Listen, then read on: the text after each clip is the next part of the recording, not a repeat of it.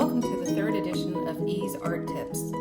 Today I want to talk to you a bit about mark making, especially with pen and ink. This is just a regular piece of mixed media paper, probably actually not the best for pen and ink, but that's what I've got. So this is what I'm going to be working with you as I talk to you about these things.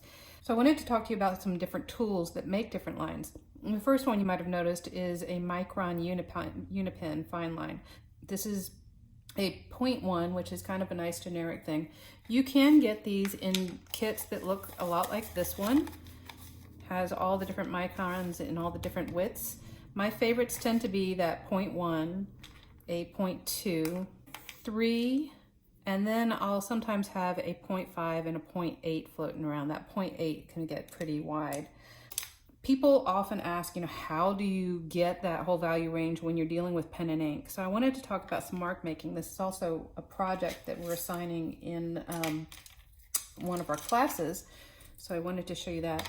Now for pencils, I typically love just a drafting pencil with a 4B lead in it, which I do have to find those.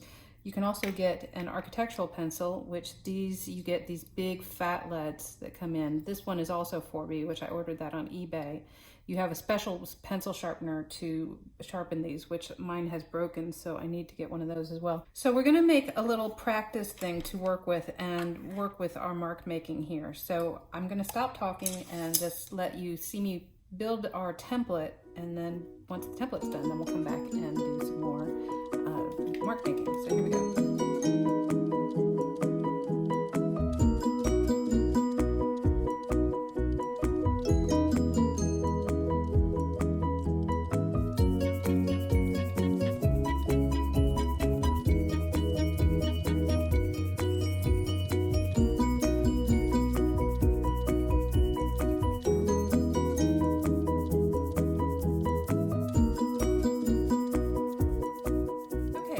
A template of 5 squares across, 4 squares up and down, and I wanted to walk you through how you create gradients with pen.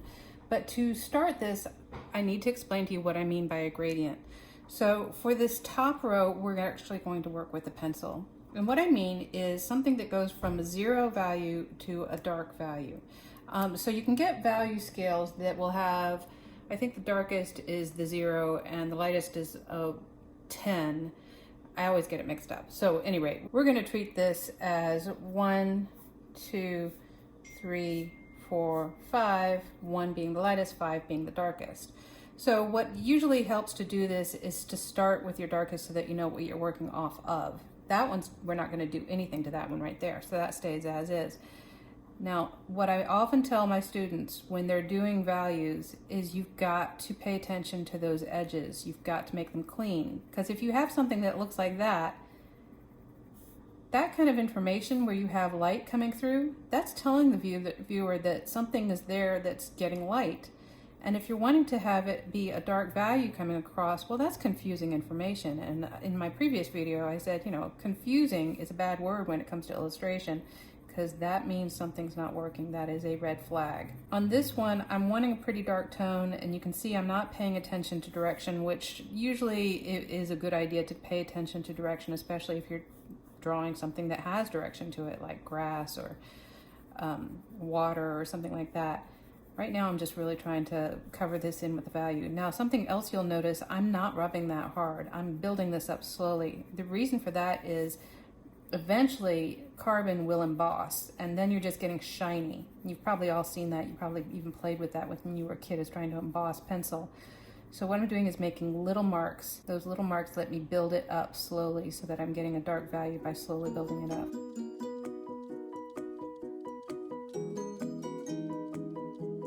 But it's also because I can layer, and this is going to come into play in what we do with the pen. I can layer by going one direction and then changing the direction, putting carbon into the tooth of the paper in a different way. Once you have it all in there, then you start building it up, because even there you can see variations in the values. I don't want any variation in the values. I want that to be nice and even tone. The more even you can make a dark value, where or even medium value. The more control you're showing with the way you draw, and that's going to give you more flexibility in what you want to draw. All right, so I'm going to fill in the rest of these. I'm going to start with the next one in the middle and then build off of it so that I know which direction I'm going. I'm not going to say anything so that we can go through this pretty quick.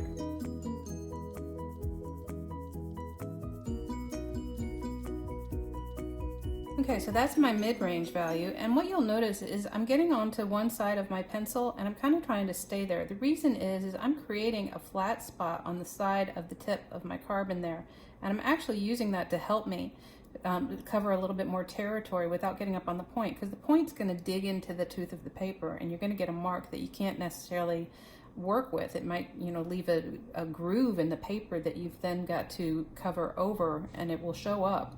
So by moving onto the side of the carbon, I'm getting a more even distribution of that carbon, which means when I'm drawing, I'm not changing my angle a whole lot. I am staying in one spot. So you'll notice I'm just doing this, but I'm definitely holding the angle of that pencil at the same place.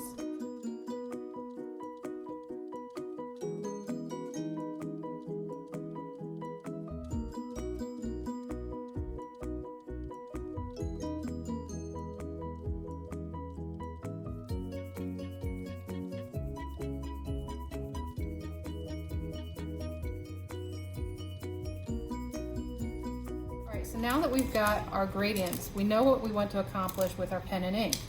So we're going to go across. In this first one, we're going to create just a regular hatch.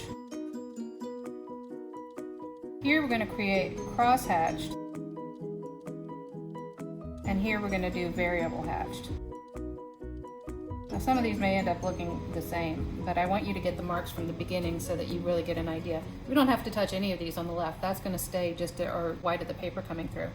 So for a regular hatch, you're going to just make lines. They're all going to go the same direction, but you want to do it with different widths, because it's those widths that are going to let the white of the paper come through, and that's what's going to create your different values. So again, it's really important to try to stay from edge to edge.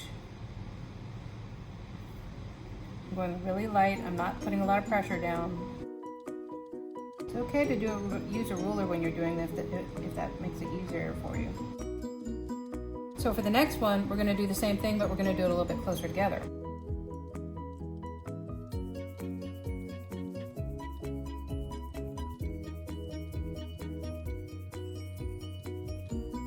So you can see we're getting different values already. That's getting a little bit darker. So same thing for the next one, just even closer together.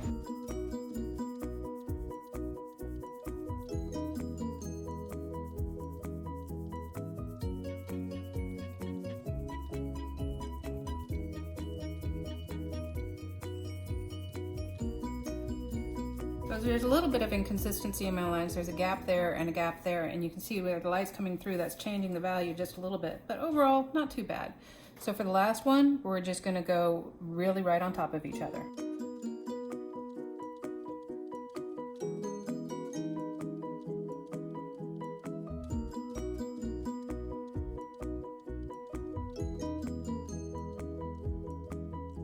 Okay, so you can see the difference in values that we've gotten by just doing a single line next to each other. Now, and maybe you've also seen, I know I sped it up, but maybe you've also seen how time consuming this can be. It's also very meditative. I love doing pen and ink work in the evenings when I'm watching TV and just trying to chill out, because I just love making those little marks and getting completely absorbed in doing them. There can be a lot of fun. Maybe I'll share some work at the end of this that I've done with pen and ink. So for crosshatch, it's basically the same concept, but you're going in both directions. So again, this one stays blank, but let's go to the next one.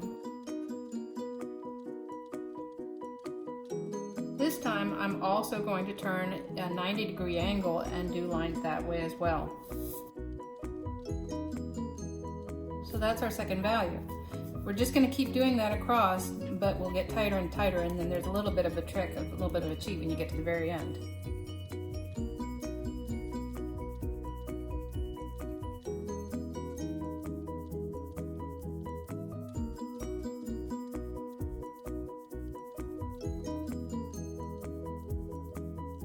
So you can see how they're progressively getting darker in value.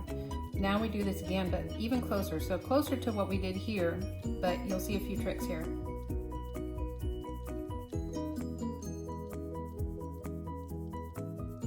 Okay, so this is again darker than this. But now cross-hatching, one of the misnomers is people think that if they're cross-hatching, they have to follow a rule. Like they have to keep those crosses going all the way through it, even with their darkest values. That is not so. You can do whatever you want. So let's go back through and darken this up at this end even more so. You can do this by going the other directions and see how much darker it's getting.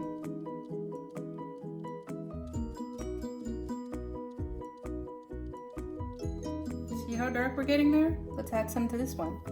So if I went that way and that way, I'm gonna go at 45-degree angle to them now.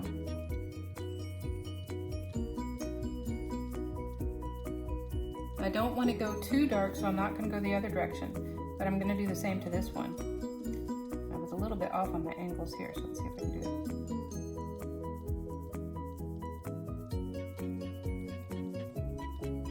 it. You really will get good at keeping those lines even, and if you've really been watching, you'll see that sometimes I go back and I fill in some if I missed a spot.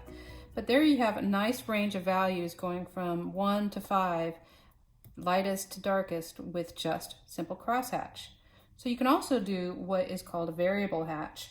So this one is where you're changing up your direction as you're working. So I'll give you an example of that.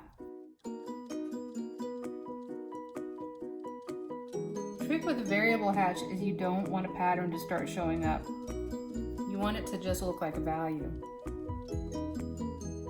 So it's starting to look like one. That's not too bad. So let's do it again, but again, just closer together, maybe a little bit smaller.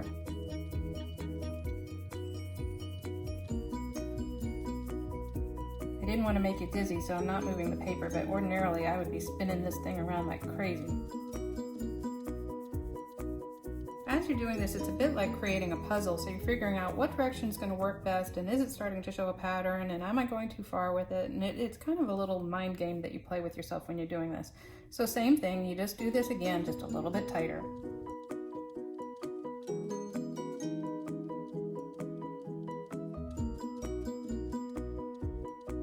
Wow, okay, so that's now progressing in value pretty well. So again, even smaller for our darkest value. You totally lose yourself in them. I had a friend who loved to do cross stitch. I asked her why one time. She said the whole world just becomes these little holes. That's kind of what this is like doing. You're just making these little marks. So here's where I'm going to break from protocol and give you permission to do whatever you want, because it looks like we're doing rules, but whatever is going to make your work look good in the end is what works. You don't have to follow this rule all the way through or this rule all the way through. When you get to something where you just need some dark, there is no policeman who's going to come in and break into your apartment and say, wait, you can't do that. You're mixing crosshatching. That's not right. Who's that? Who's going to do that? So now I'm mixing cross-hatching and variable hatching.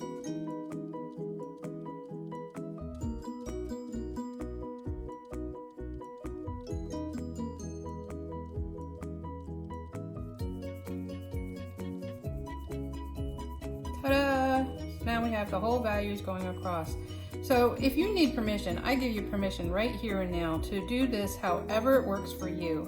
Even if you get to this point and you still need it darker, you know what you can do? You can go like this. There's not a darn thing wrong with you needing it really dark and you're just gonna scrub. Nothing wrong with that. Remember that a lot of the reason that you're doing this is because you enjoy the process, which means you're not wasting time by doing your cross-hatching. You're just playing. It's the joy of doing this. That's why we do it. So whatever you want to do, any of these methods can work and can work well for you. Have fun with it. I hope this has been helpful. This is the third edition of E's Art Tips, and I will be back soon with a fourth one. So thanks for watching. Bye.